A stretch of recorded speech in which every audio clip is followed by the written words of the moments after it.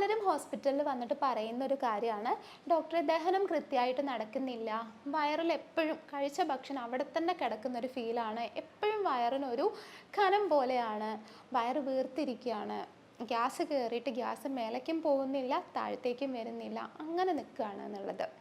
Okay, അപ്പോൾ ഒരുപാട് പേരുടെ ഒരു പ്രശ്നമാണ് ദഹനം കൃത്യമായിട്ട് നടക്കുന്നില്ല എന്നുള്ളത്. ഇത് കാരണം കുറേ ബുദ്ധിമുട്ടുകളും ഒരുപാട് പേർ അനുഭവിക്കുന്നുണ്ട്.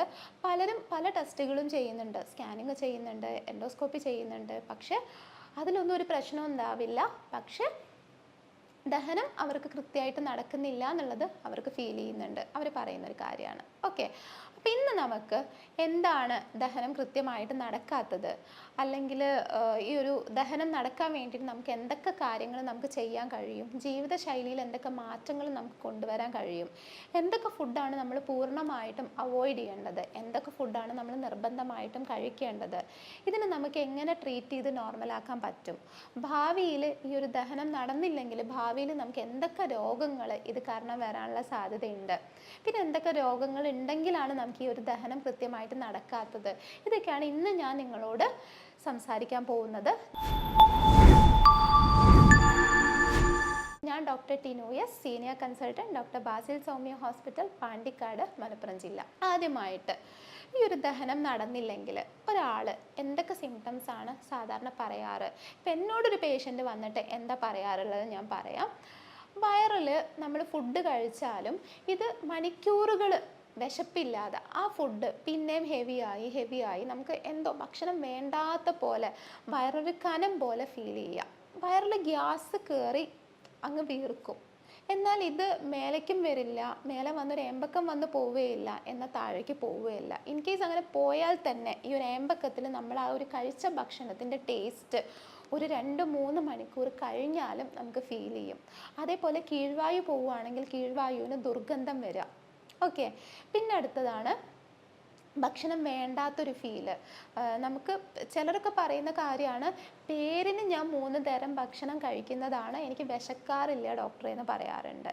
ഇതൊക്കെ ദഹനക്കുറവിൻ്റെ ലക്ഷണങ്ങളാണ്. ഭക്ഷണം വേണ്ടാത്ത പോലെ നമ്മൾ ഭക്ഷണം കണ്ടാലും നമുക്കത് കഴിക്കാൻ തോന്നില്ല.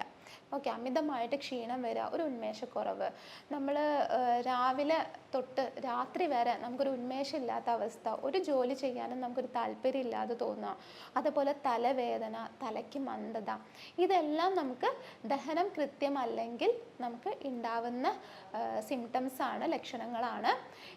എന്നോട് മിക്കവാറും പേഷ്യൻസ് വന്ന് പറയാറുള്ള ലക്ഷണങ്ങളിൽ ഏറ്റവും പ്രധാനപ്പെട്ട കാര്യങ്ങളാണ് ഇവയൊക്കെ. ഓക്കെ, അപ്പോൾ ഞാൻ ആദ്യമായിട്ട് നിങ്ങൾക്ക് എങ്ങനെയാണ് ഒരു ദഹനം കൃത്യമായിട്ട് നടക്കാൻ വേണ്ടിയിട്ട് നമ്മൾ എന്തൊക്കെ കാര്യങ്ങളാണ് നമ്മൾ നമ്മുടെ ലൈഫിൽ കൊണ്ടുവരേണ്ടത് എന്നുള്ളത് പറഞ്ഞു തരാം. വളരെ സിമ്പിളാണ്. ഇത് ഈ രീതിയിൽ നിങ്ങൾ ചെയ്യുകയാണെങ്കിൽ ഒരു പരിധി വരെ നിങ്ങൾക്ക് ദഹന സംബന്ധമായ രോഗങ്ങൾ വരാതിരിക്കാൻ വേണ്ടിയിട്ട് ഹെൽപ്പ് ചെയ്യും. ഏറ്റവും പ്രധാനപ്പെട്ടതാണ്, രാവിലെ എണീറ്റാൽ ഏറ്റവും ആദ്യം ഒരു ഗ്ലാസ് വെള്ളം കുടിക്കുക, തിളപ്പിച്ചാറിയ വെള്ളം ഒരു ഗ്ലാസ് കുടിക്കുക. ഇതിന് ശേഷം കൃത്യമായിട്ടുള്ള വ്യായാമം ചെയ്യുക. ഈ വ്യായാമം എന്ന് പറയുമ്പോൾ നിങ്ങൾക്ക് ഹെവി ആയിട്ട് നിങ്ങൾക്ക് ചെയ്യാൻ പറ്റാത്ത രീതിയിലുള്ള വ്യായാമം ഒന്നും ചെയ്യേണ്ട ആവശ്യമില്ല. നിങ്ങൾക്ക് നടക്കാം, കയ്യും വീശി നന്നായിട്ടൊരു 30 മുതൽ 40 മിനിറ്റ് വരെ നടക്കാം. അതേപോലെ നിങ്ങൾക്ക് സ്ലോ ആയിട്ട് ഓടാൻ കഴിയുമെന്നുണ്ടെങ്കിൽ അത് ചെയ്യുക. സൈക്ലിങ് പറ്റുമെന്നുണ്ടെങ്കിൽ സൈക്കിൾ നന്നായിട്ട് ചവിട്ടി കുറച്ച് ദൂരമൊക്കെ പോയി വരാൻ പറ്റുമെന്നുണ്ടെങ്കിൽ അതും ഭയങ്കര നല്ലതാണ്.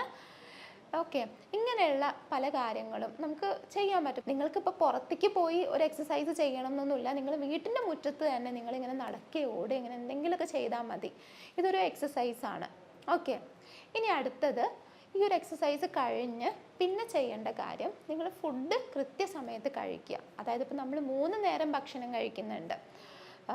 രാവിലെ ഒരു 8 മണി 8:30 ബ്രേക്ക്ഫാസ്റ്റ് കഴിക്കുക, 1 മണി 1:30 തന്നെ ലഞ്ച് കഴിക്കുക, അതേപോലെ തന്നെ രാത്രി ഒരു 7:30യുടെ അകത്ത് തന്നെ ഡിന്നർ കഴിക്കുക. ഈ ഭക്ഷണം കഴിക്കുമ്പോൾ ശ്രദ്ധിക്കേണ്ട കാര്യം, നമ്മൾ ഒരിക്കലും വയറ് മുഴുവനായിട്ട് നിറയാൻ വേണ്ടി കാത്തിരിക്കരുത്. എപ്പോഴും നമ്മൾ ഭക്ഷണം കഴിക്കുമ്പോൾ പകുതി വയറ് കഴിക്കുക.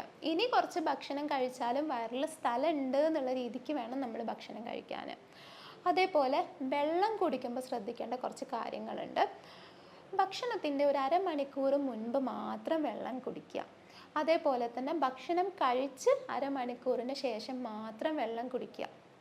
അത് ഈ 3 നേരം അങ്ങനെയാണ്.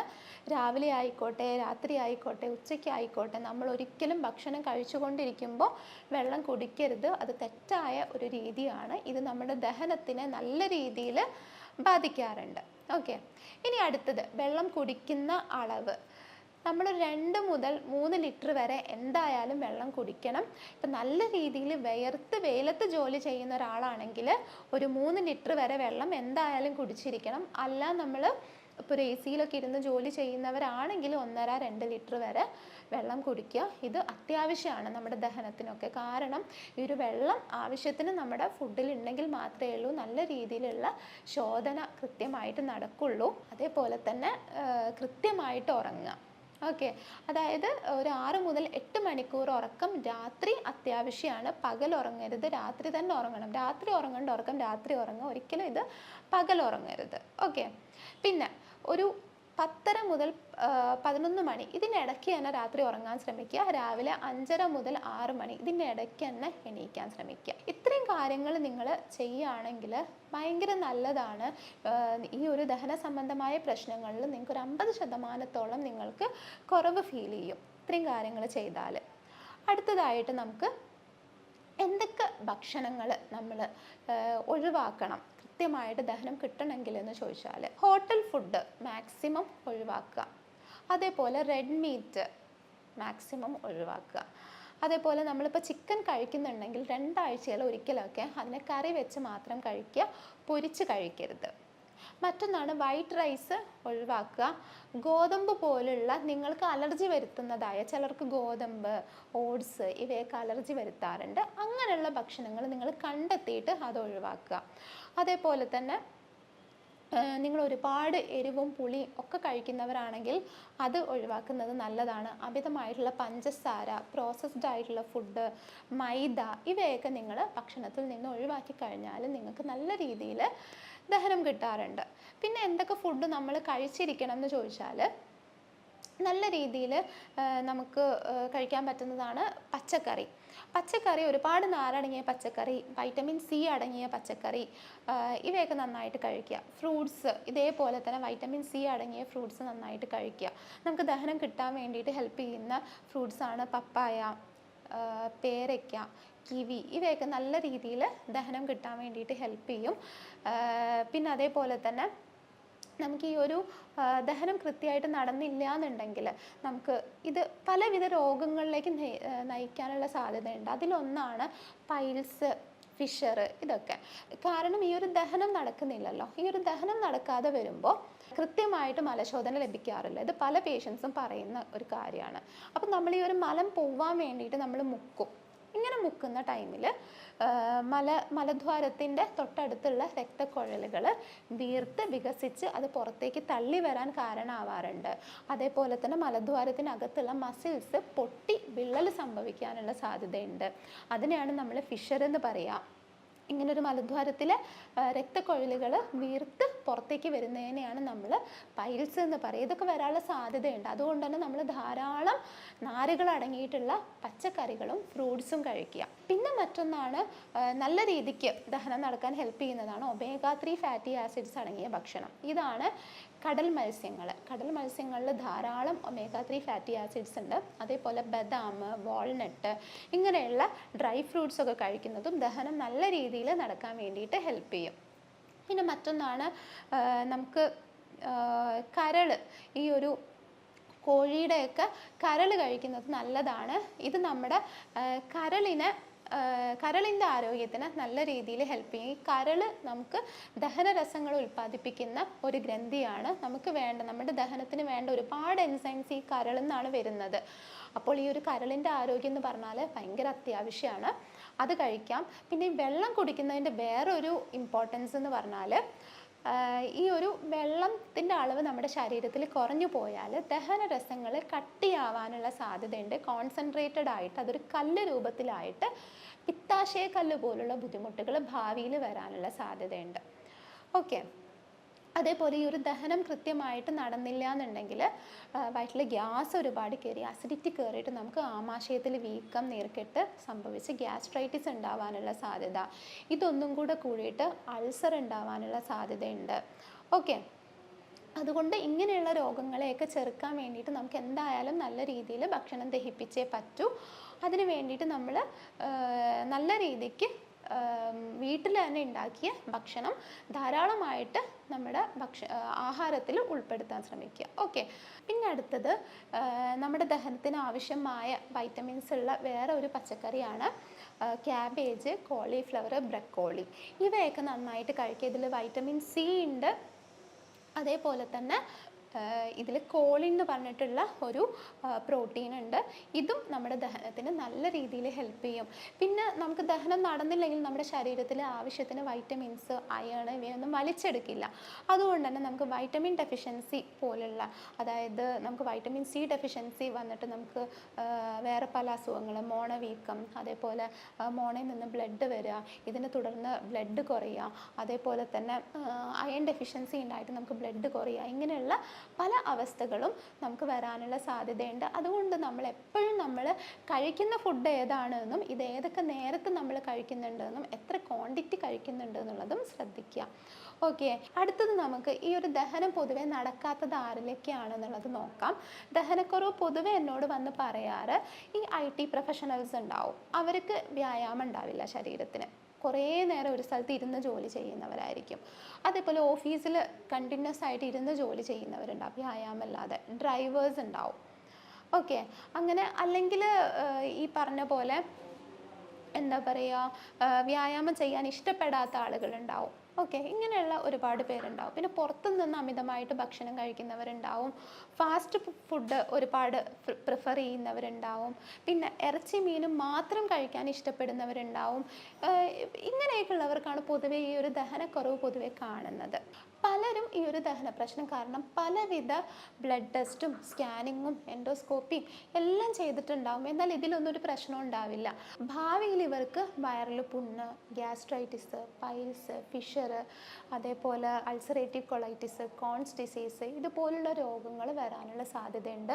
അതേപോലെ ഈ രോഗങ്ങളൊക്കെ ഉണ്ടെങ്കിലും ഞാൻ ഈ പറഞ്ഞ സിംറ്റംസ് കാണിക്കാറുണ്ട് കേട്ടോ. അതുകൊണ്ട് നിങ്ങൾക്ക് ഇങ്ങനെ എന്തെങ്കിലുമൊക്കെ ഉണ്ടെങ്കിൽ നിങ്ങൾ കൃത്യമായിട്ട് ഒരു ഡോക്ടറെ കണ്ടിട്ട്, ഇത് വിട്ടുമാറുന്നില്ല എന്നുണ്ടെങ്കിൽ കൃത്യമായിട്ടൊരു ഡോക്ടറെ കണ്ടിട്ട് നിങ്ങളിതിന് ട്രീറ്റ്മെൻറ്റ് എടുക്കുക. അടുത്തത് നമുക്ക് എങ്ങനെയൊക്കെ നമുക്കിതിനെ ചികിത്സിക്കാം, ഞാൻ എങ്ങനെയാണ് എൻ്റെ അടുത്ത് വരുന്ന രോഗികളെ ചികിത്സിക്കുന്നത് എന്നുള്ളത് പറഞ്ഞുതരാം. ആദ്യം ഇപ്പോൾ ഓരോരുത്തരുടെ എന്താ പറയുക, കാരണങ്ങൾ വേറെ വേറെയാണ് അസുഖത്തിൻ്റെ. ഓരോരുത്തരുടെ ലക്ഷണങ്ങൾ വേറെ വേറെയാണ്. ഇപ്പോൾ ദഹന പ്രശ്നം കാരണം ചിലർക്ക് വയറ് വേർക്കലായിരിക്കും അനുഭവപ്പെടുന്നത്, ചിലർക്ക് വയറ് വേദന ഉണ്ടാവും, ചിലർക്ക് നെഞ്ചെരിച്ചിലുണ്ടാവും, ചിലർക്ക് പുളിച്ചുതേട്ടലുണ്ടാവും, ചിലർക്ക് കീഴ്വായു ആയിരിക്കും, ചിലർക്ക് ശോധനക്കുറവായിരിക്കും, ചിലർക്ക് ഇതെല്ലാം ഉണ്ടാവും. ഇതൊക്കെയാണ് ഓരോരുത്തരുടെ ലക്ഷണങ്ങൾ. ഇതിൻ്റെ കാരണങ്ങൾ ഓരോരുത്തർക്കും ഓരോന്നായിരിക്കും. ചിലർക്ക് ടെൻഷനായിരിക്കും കാരണം, ചിലർക്ക് അവരുടെ ജോലി സംബന്ധമായിട്ടുള്ള ആ ഒരു എന്താ പറയുക റെസ്റ്റ് ഇതായിരിക്കും അവരുടെ കാരണം, വ്യായാമക്കുറവായിരിക്കും. ചിലർ വ്യായാമം ചെയ്യാനേ ഇഷ്ടപ്പെടാത്ത ആളുകളായിരിക്കും. ഇതൊക്കെ ആയിരിക്കും കാരണം. അതുകൊണ്ട് തന്നെ ഞാൻ ചെയ്യാറ് എന്താണെന്ന് വെച്ചാൽ രോഗിയുടെ മുഴുവനായിട്ടുള്ള കാര്യങ്ങൾ, അതായത് മാനസികവും ശാരീരികവുമായിട്ടുള്ള എല്ലാ കാരണങ്ങളും കണക്കിലെടുത്തിട്ട് ഒരു യൂറോപ്യൻ നിർമ്മിത സോഫ്റ്റ്വെയറിൻ്റെ സഹായത്തോട് കൂടിയിട്ട് രോഗനിർണയം നടത്തി ജർമ്മനിയിൽ നിന്നുള്ള മെഡിസിൻസാണ് കൊടുക്കാറ്. അതുകൊണ്ട് തന്നെ നമുക്ക് ആ ഒരു രോഗകാരണം കണ്ടെത്തിയിട്ടാണ് നമ്മൾ ഈ രോഗിയെ ചികിത്സിക്കുന്നത്. ഓക്കെ. അപ്പം ഇങ്ങനെയാണ് നമ്മൾ പൊതുവെ രോഗിക്ക് ചികിത്സ നൽകുന്നത്. ഓക്കെ. ഇനി ഞാൻ എന്തൊക്കെ കാര്യങ്ങൾ നമുക്ക് വീട്ടിലിരുന്ന് ഈ ഒരു ദഹനക്കുറവ് മാറാൻ വേണ്ടിയിട്ടും ഈ ദഹനക്കുറവ് ഒരു പരിധി വരെ വരാതിരിക്കാനും നമുക്ക് ചെയ്യാൻ കഴിയും എന്നുള്ളത് നോക്കാം. നമുക്ക് ദഹനം ഇംപ്രൂവ് ചെയ്യാൻ വേണ്ടിയിട്ടുള്ള ടിപ്പാണ് ഞാൻ പറയുന്നത്. നിങ്ങൾക്ക് നിങ്ങളുടെ ഈ ഒരു 2 വിരൽ നിങ്ങളുടെ പുക്കിളിൻ്റെ തൊട്ട് താഴെയായിട്ട് ഇങ്ങനെ വെച്ച് ഈ ഒരു രണ്ടാമത്തെ വിരലുണ്ടല്ലോ അത് പുക്കിളിൻ്റെ നേരെ താഴെ ഈ ഒരു രണ്ടാമത്തെ വിരലിൽ പ്രസ് ചെയ്ത് ഈ വിരലെടുക്കുക. ആ വിരൽ നിന്ന് ആ ഒരു പൊസിഷനിലായിരിക്കണം നിങ്ങളുടെ ഈ ഒരു ഫിംഗർ. എന്നിട്ട് എന്ത് ചെയ്യുക, ഇതിനെ നിങ്ങൾ ഇങ്ങനെ പ്രസ് ചെയ്ത് കൊടുക്കുക. ഇതൊരു പ്രഷർ പോയിൻ്റാണ്. ഇവിടെ പ്രസ് ചെയ്ത് കഴിഞ്ഞാൽ ദഹനം ഇംപ്രൂവ് ചെയ്യാൻ വേണ്ടിയിട്ടും ദഹനക്കുറവ് ആ ഒരു സിംറ്റംസ് കുറയാൻ വേണ്ടിയിട്ടൊക്കെ ഇത് നല്ല രീതിയിൽ ഹെൽപ്പ് ചെയ്യും. അതുകൊണ്ട് തന്നെ ഡെയിലി ഇതൊരു 2 പ്രാവശ്യമൊക്കെ ചെയ്യുന്നത് ഭയങ്കര നല്ലതാണ്. അതേപോലെ തന്നെ നിങ്ങൾക്ക് ജാതിക്കയുടെ കുരു എടുത്തിട്ട് ചതച്ച് വെള്ളത്തിലിട്ട് തിളപ്പിച്ച് ഈ ഒരു വെള്ളം കുടിക്കുന്നതും ദഹനക്കുറവ് മാറാൻ വേണ്ടിയിട്ടും ഭക്ഷണം നല്ല രീതിയിൽ ദഹിക്കാൻ വേണ്ടിയിട്ടും ഹെൽപ്പ് ചെയ്യുന്നതാണ്. ഇത്രയും കാര്യങ്ങളെല്ലാം നിങ്ങൾ ചെയ്തിട്ടും നിങ്ങൾക്കിതൊന്നും മാറുന്നില്ല എന്നുണ്ടെങ്കിൽ ട്രീറ്റ്മെൻറ്റിന് വേണ്ടിയിട്ട് നിങ്ങൾക്ക് എന്നെ കോൺടാക്റ്റ് ചെയ്യാവുന്നതാണ്. ഞാൻ doctor Tinu S, senior consultant, doctor Basil Somio hospital, Pandikkad, Malappuram ജില്ല.